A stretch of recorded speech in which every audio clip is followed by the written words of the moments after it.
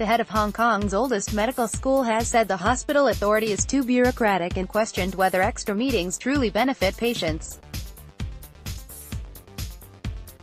In a rare display of public disagreement, Professor Gabriel Leung, Dean of the University of Hong Kong's Faculty of Medicine and a former Undersecretary for Food and Health, criticized health bosses for the amount of red tape in the sector.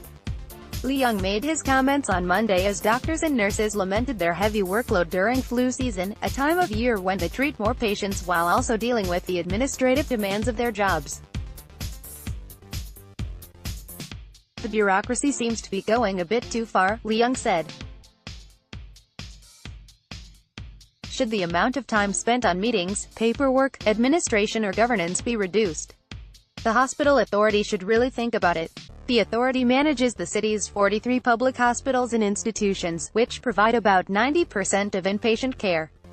Leung said constant meetings and discussions on the same issue could reduce the chances of doctors and nurses making mistakes, but could also result in a bloated structure. By holding meetings 3 or 4 times on the same topic, does this truly benefit patients? Could the time and resources be spent in a better way? Leung said. He said that he did not want to judge whether the culture of meetings was appropriate or not, but he said it warranted a reflection by the management.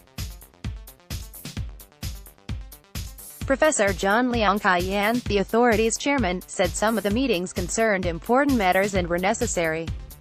Public hospitals have already been reminded to reduce the amount of meetings during this severe time, but some meetings have to be held, Leung said during a spring reception at HKU's medical school. "Help ease strain on hospitals during flu season," he said. For example, a meeting held every Wednesday in the authority's headquarters often covers important and urgent matters, such as details of the latest updates of the flu situation.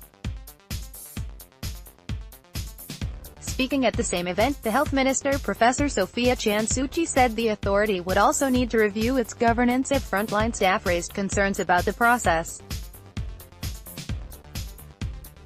While there has been support for making it easier to hire overseas doctors, such as allowing those trained in Commonwealth countries to skip licensing exams and practice locally, Leung said the issues surrounding the subject were often political ones.